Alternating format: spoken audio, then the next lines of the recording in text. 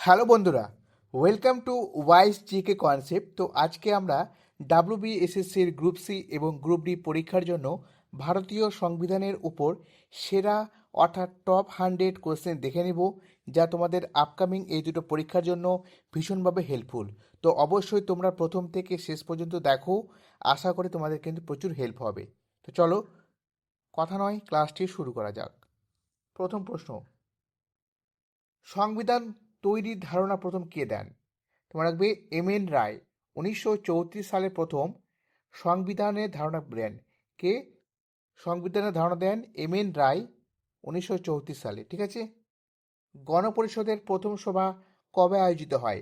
9 December 1946। ঠিক আছে, 9 December 1946 সালের প্রথম গণপরিষদের প্রথম সভা বসে। নেক্সট দেখো, গণপরিষদের অস্থায়ী সভাপতি কে ছিলেন?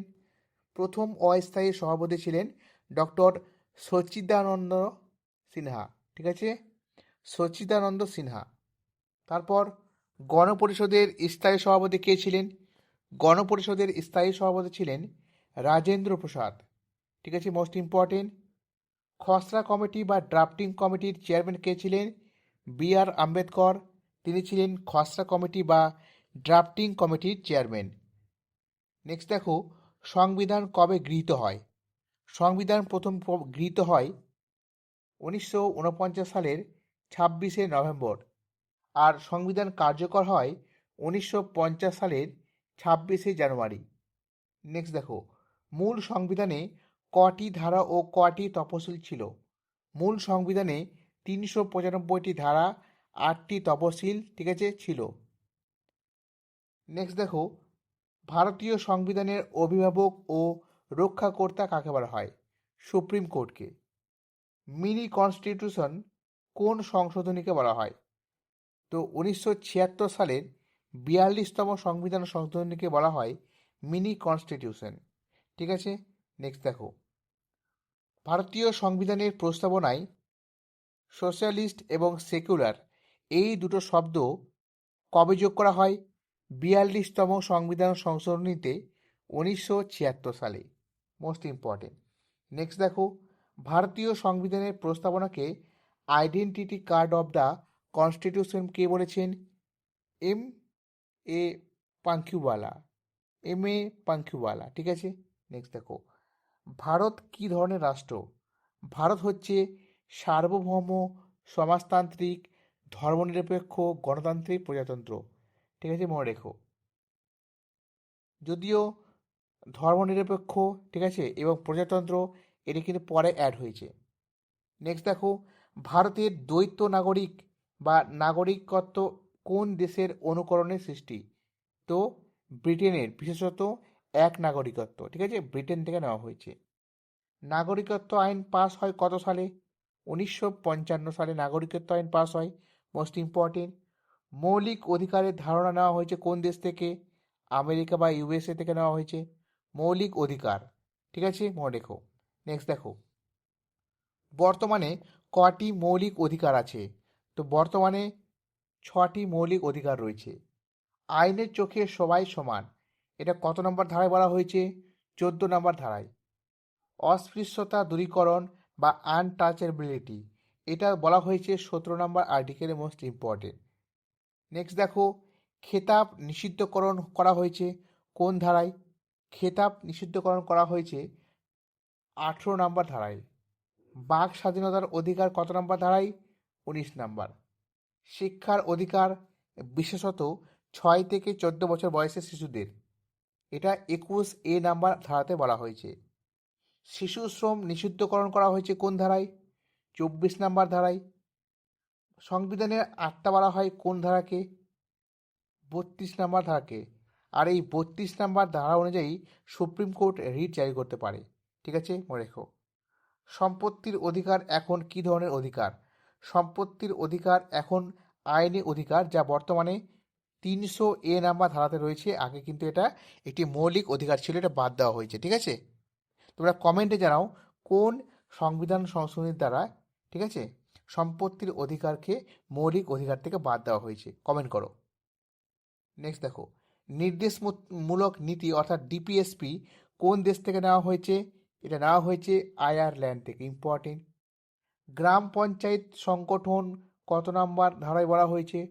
40 নাম্বার আর্টিকেলে। অভিন্ন দেওয়ানি বিধি, ঠিক আছে, অর্থাৎ ইউনিফর্ম সিভিল কোড, এটা বলা হয়েছে 44 নাম্বার ধারায়। বিচার বিভাগ ও শাসন বিভাগের যে পৃথকীকরণ, এটা করা হয়েছে 50 নাম্বার ধারাতে। মৌলিক কর্তব্যের ধারণা নেওয়া হয়েছে রাশিয়া থেকে। বর্তমানে মৌলিক কর্তব্য রয়েছে কটাতে? 11টি। ধারা নাম্বার 51 এতে রয়েছে মৌলিক কর্তব্য বর্তমানে কটি? 11টি। ঠিক আছে। নেক্সট দেখো, ভারতের প্রথম নাগরিক কে? তো ভারতের প্রথম নাগরিক হচ্ছেন রাষ্ট্রপতি স্বয়ং। ঠিক আছে। নেক্সট, রাষ্ট্রপতির ইমপিচমেন্ট বা অপসারণ কত নাম্বার ধারাতে রয়েছে? 61 নাম্বার ধারাতে। তারপর দেখো, রাষ্ট্রপতি পদত্যাগ কাকে জমা দেন? উপরাষ্ট্রপতিকে। রাষ্ট্রপতি কতজনকে লোকসভায় মনোনীত করতে পারেন? 2জনকে। তো বর্তমানে যদিও এটি নেই, বিলুপ্ত করা হয়েছে। তারপর রাষ্ট্রপতি রাজ্যসভায় কতজনকে মনোনীত করতে পারেন? 12জনকে। রাষ্ট্রপতির ক্ষমা প্রদর্শনের ক্ষমতা কত নম্বর ধারাতে রয়েছে? 72 নাম্বার ধারাতে রয়েছে। Most important. ঠিক আছে, দেখে রাখবে। নেক্সট দেখো, রাষ্ট্রপতি ও উপরাষ্ট্রপতির অনুপস্থিতিতে কে তার দায়িত্ব পালন করেন? সঠিক উত্তর হবে সুপ্রিম কোর্টের প্রধান বিচারপতি। উপরাষ্ট্রপতি কোন কক্ষের পদাধিকার বলে চেয়ারম্যান হন? তো রাজ্যসভার। ঠিক আছে। তারপর ভারতের অর্থ বিল কার সুপারিশে লোকসভায় পেশ করা হয়? রাষ্ট্রপতির সুপারিশে। ঠিক আছে। নেক্সট দেখো, সংসদ গঠিত হয় কাদের নিয়ে? তো সংসদ গঠিত হয় মূলত রাষ্ট্রপতি, লোকসভা এবং রাজ্যসভা নিয়ে। সংসদের উচ্চকক্ষের নাম কি? রাজ্যসভা। নিম্নকক্ষের নাম কি? লোকসভা। ঠিক আছে, জেনে রাখবে। তারপর দেখো, রাজ্যসভার সদস্যদের কার্যকালের মেয়াদ কত বছর? 6 বছর। ইম্পর্টেন্ট। রাজ্যসভার সদস্য হওয়ার জন্য ন্যূনতম বয়স কত হওয়া দরকার? 30 বছর। আর লোকসভার ক্ষেত্রে সেটা হবে 25 বছর। অর্থ বিল বা মানি বিল প্রথম কোথায় পেশ করতে হয়? লোকসভাতে পেশ করতে হয়। ঠিক আছে, মনে রাখবে। নেক্সট দেখো, কোনো বিল অর্থ বিল কিনা তা কে স্থির করেন? কোনো বিল অর্থ বিল কিনা তা স্থির করেন লোকসভার স্পিকার। সংসদের যৌথ অধিবেশন কে ডাকেন? রাষ্ট্রপতি ডাকেন। 108 নাম্বার ধারা অনুযায়ী যৌথ অধিবেশনে কিন্তু ডাকতে পারেন। ঠিক আছে।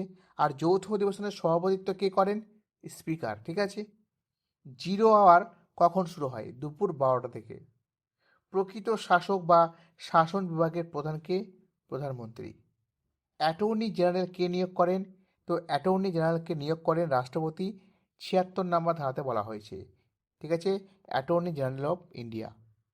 নেক্সট দেখো, ভারতীয় সর্বোচ্চ আইন অফিসার কে? তো মনে রাখবে, ভারতের সর্বোচ্চ আইন অফিসার হচ্ছে attorney general of India. Cabinet মিশনের প্রধান কে ছিলেন? প্যাথিক লরেন্স ছিলেন ক্যাবিনেট মিশনের প্রধান। কেন্দ্রীয় মন্ত্রিসভা কার কাছে দায়বদ্ধ থাকে? লোকসভার কাছে। সুপ্রিম কোর্টের প্রধান বিচারপতিকে কে নিয়োগ করেন? স্বয়ং রাষ্ট্রপতি। সুপ্রিম কোর্টের বিচারপতির অবসরের বয়স কত? 65 বছর। ঠিক আছে। নেক্সট দেখো, হাইকোর্টের বিচারপতির অবসরের বয়স কত? 62 বছর। ঠিক আছে, 65 আর 62। নেক্সট দেখো, কেন্দ্রশাসিত অঞ্চলের নিজস্ব হাইকোর্ট আছে।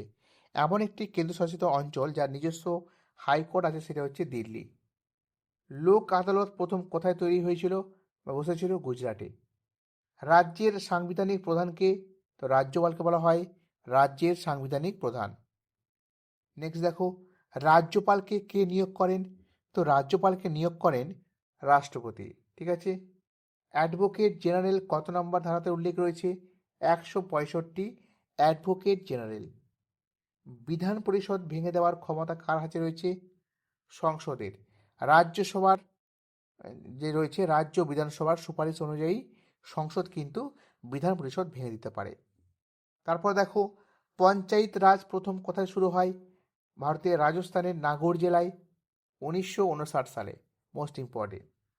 পঞ্চায়েতের কয়টি স্তর? 3টি। কী কী? গ্রাম পঞ্চায়েত, পঞ্চায়েত সমিতি এবং জেলা পরিষদ। পৌরসভার ধারণা কোন সংশোধনীতে যুক্ত? তো 74 নাম্বার সংশোধনী, পৌরসভা। ঠিক আছে। নেক্সট দেখো, নির্বাচন কমিশনারের কথা উল্লেখ রয়েছে কোন ধারায়? নির্বাচন কমিশনার 324 নাম্বার ধারাতে, ঠিক আছে, ইম্পর্টেন্ট 324 নির্বাচন কমিশনার। ভোটাধিকার দেখো, নেক্সট, ভোটাধিকারের বয়স 21 থেকে 18 করা হয়েছে কোন সংবিধান সংশোধনীতে? 61 নাম্বার। অর্থ কমিশন কত বছর অন্তর গঠিত হয়? 5 বছর অন্তর, যা 280 নাম্বার ধারাতে বলা হয়েছে। ইউপিএসসি এর সদস্য ও চেয়ারম্যান কে নিয়োগ করেন? রাষ্ট্রপতি। ভারতের প্রথম নির্বাচন কমিশনার কে ছিলেন? সুকুমার সেন। নীতি আয়োগের চেয়ারম্যান কে? প্রধানমন্ত্রী। ঠিক আছে, প্রত্যেকটা প্রশ্ন কিন্তু ইম্পর্টেন্ট।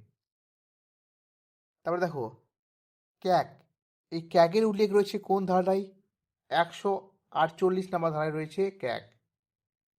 পাবলিক অ্যাকাউন্টস কমিটির সদস্য সংখ্যা কত? 22 জন। তার মধ্যে 15 জন থাকে লোকসভা থেকে আর 7 জন থাকে রাজ্যসভা থেকে, টোটাল 22 জন। জাতীয় জরুরি অবস্থা কত নম্বর ধারাতে বলা হয়েছে? 352।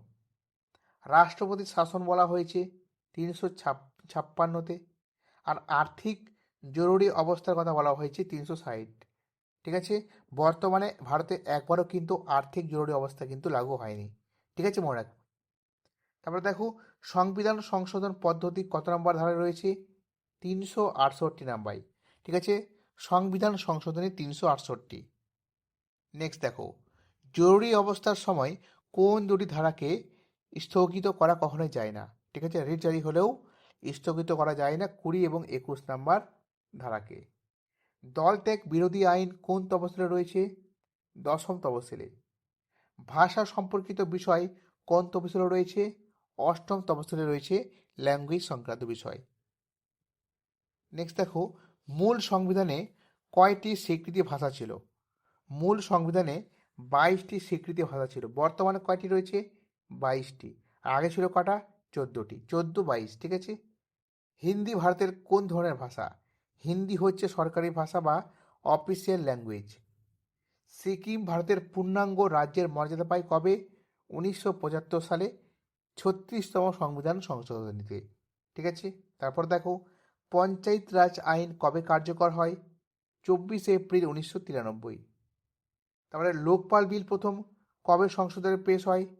1968 সালে প্রথম সংসদে লোকপাল বিলটি পাস হয়। নেক্সট দেখো, জিএসটি কাউন্সিল কত নম্বর ধারাতে রয়েছে? তো জিএসটি কাউন্সিলের উল্লেখ রয়েছে 279A। ঠিক আছে, জিএসটি কাউন্সিলে। ভারতের সংবিধান মূলত কি প্রকৃতির?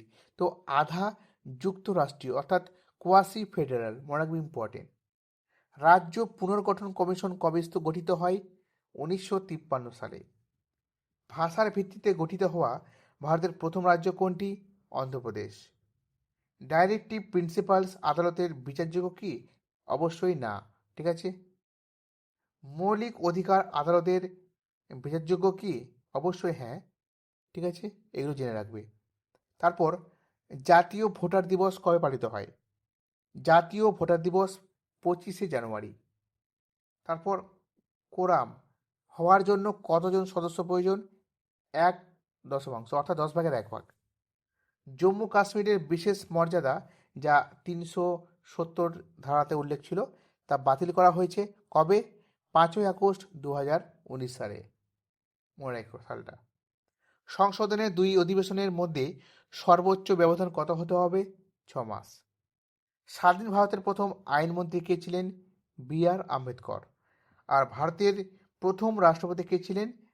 ডক্টর রাজেন্দ্র প্রসাদ। ঠিক আছে, মোটামুটি তোমরা বুঝতে পারলে একদম 100টি যে প্রশ্ন তোমাদের করালাম, সবচেয়ে গুরুত্বপূর্ণ প্রশ্ন।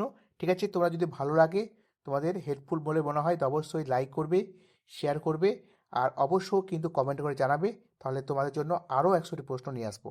ঠিক আছে, তো যদি ভালো লাগে তো অবশ্যই লাইক করো, শেয়ার করো, আর নতুন হয়ে থাকলে চ্যানেলটি সাবস্ক্রাইব করো। ঠিক আছে, সবাই ভালো থেকো, থ্যাংক ইউ।